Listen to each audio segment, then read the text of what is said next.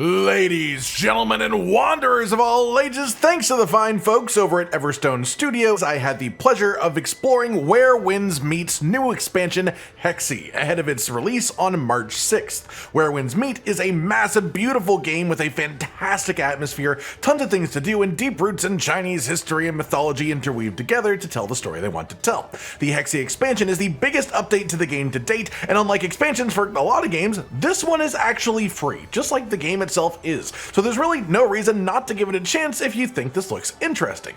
I played a number of hours of the original game when it first came out, but due to the nature of this early gameplay experience for the expansion, I was on an account that was made for this purpose. The HeXi expansion is split into 3 parts. The first one is the one that is made available now, Jade Gate Pass, with the other 2 parts releasing over the next couple of months. This is what the full map of the expansion area will look like, with it being very nicely and clearly split to show which area will unlock with each release window here, with there being around 20 subregions across all 3 of them. As for the actual new content in the game currently within these areas, there are new martial arts paths, both for the umbrella and for the rope dart, called Bamboocut Dust, which has a large focus on movement and timing. Both of these are really neat, giving you a new way to play both of these weapons. For umbrella, it is very timing focused. Scarlet Spin gives you the ability to throw your umbrella out multiple times in a row, giving you flower burial while active. This then lets you throw extra umbrellas that deal damage both on the way out and when they are returning, and the coolest part of this is that it has perfect umbrella catch as a modifier on the skill, which makes it so if you press the skill button again just as the umbrella returns to your hands, you significantly boost the next umbrella that you throw. And this gives it an almost like rhythm game type feel when it's active, where you're trying to time the presses to maximize your output from the skill while also avoiding incoming damage from the enemy at the same time. The other umbrella skill that we have for this is Cyclone Waltz, and this is just super stylish. You stand on the handle of the umbrella as it spins beneath you, pulling in any nearby enemies and damaging them too for great AoE and crowd control from the skill. And this also functions as a teleport, sending you to your phantom umbrella wherever you've placed it, and you can use this to dodge attacks as well, which is quite fun. For the rope dart, it is very heavily based around the charging mechanic here, and then using that charge on skills to augment how they work. The charge itself gives you different effects the longer that you hold it down, with the first stage of buff empowering your next charge skill use, second stage of buff makes you start to slowly recover health until you stop charging, and third stage makes you slowly recover chi until you stop charging as well. For the actual skills, Soul Sweep scales up if you use it while at charge level 1 or greater, making the attack stronger in various ways, and the skill also applies Soul Loss and Soul Break to enemies, which you can then pop with the other skill, Burn and Bury. This makes you fire sparks out at any soul broken or soul lost enemy to slow them down for a few seconds, and activate Breath Hold if it's a full soul break, as well as doing some damage too. And this also does even more damage to bosses to make it for losing the control aspect against them. That said, while those of course will have a greater impact on things like combat within the game and the expansion, and these things will actually expand past the expansion's region itself, it is just martial arts you'll have access to. The actual main storyline of the expansion though is essentially devoid of combat, so you won't be using it at all within that. Instead, it is a very story-driven experience. The expansion itself opens with an absolutely gorgeous cutscene that sets sort of an overarching story of the area that you are entering. It takes you on this journey through essentially what is a moving painting happening around you. You get thrust into the new region with side stories around you, or you can go directly to the Wayfarer and start the main story near there.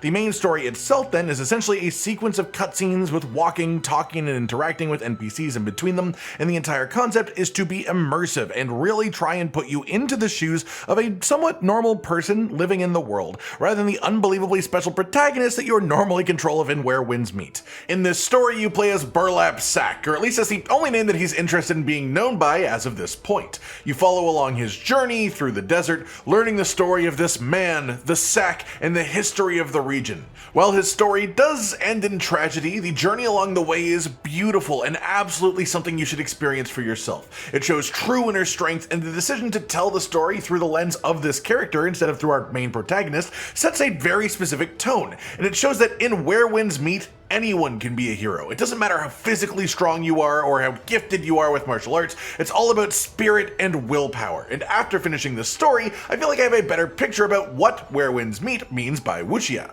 Burlap Sack embodies this through an incredibly admirable persistence through any hardships along the way, and his journey is quite emotional. I was pleasantly surprised by the story and just how much of a breath of fresh air it feels like compared to the normal gameplay loop, the beauty of the cutscenes, the ridiculously cool visuals that you go through during the quest themselves, themselves. The lighting in this game is incredible, and especially the music that plays along the whole time too.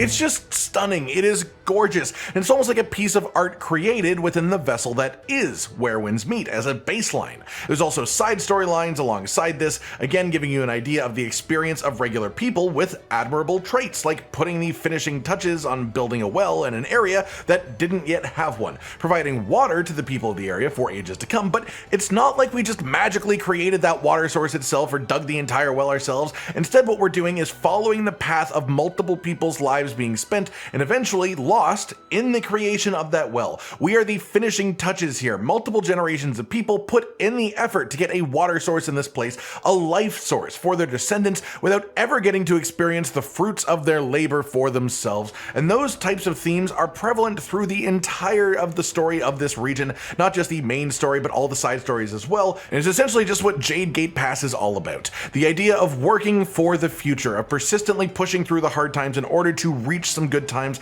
even if those good times don't happen for you yourself if you don't get to experience them, but still being able to create those good moments for other people down the line. In the harsh environment that is the desert, working with others, believing in others, and trying to help each other is the only real way for regular people to survive. It all ties back in with the main story with Burlap Sack and his journey. I found it a very engaging experience on the whole, and it's also pretty clear that this is simply the story and themes of the first part of the expansion, with the other two regions that will be being released later on likely having a different focus while still portraying it through the same sort of lens, and hopefully keeping this method of storytelling as well, as I really enjoyed spending a bit of time in the mind of a somewhat regular person just existing in this world with his own unique goals to achieve, especially with the absolute beauty this game is capable of at certain points during these sort of cutscene areas. Outside of that, there's lots of general content added in with this new region as well, including multiple new bosses, the campaign specific boss who has multiple phases and is quite a unique experience that I don't want to show off too much here in this first video to give it all away, but it's a very fun fight. And there's also a world boss roaming around the desert too for you to find and solve how it actually works to take it down.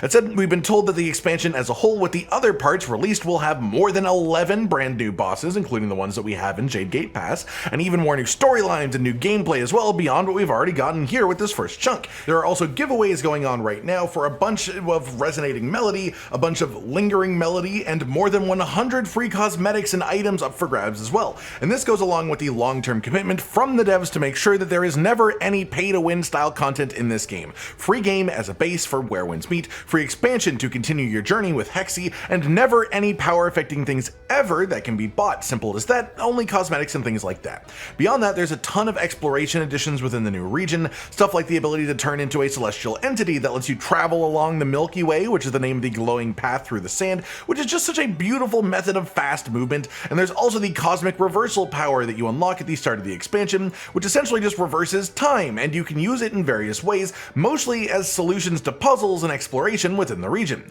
There's some interactables like the Shadowfin, which is a being that travels along these beams of light and it chooses which path it goes on based on the least resistance forward, so you have to sort of shepherd the Shadowfin towards the broken rock and then time the cosmic reversal on the rock to catch the Shadowfin when it's stuck on that path, which is the solution to these puzzles, and it's really cool. All in all, Where Winds Meet's new expansion is a really solid gameplay experience. It offers things that you loved from the original game, but in a new area and in a new light, but also new gameplay experiences and different storytelling mechanisms as well. The desert, despite being a reasonable video game play space, looks endless and massive, which is exactly the type of feeling that you want a desert to have. And there is absolutely a trick in game design for deserts to make them feel impossibly big without having them feel empty as well, and the story that they wanted to tell here fits perfectly within that environment too.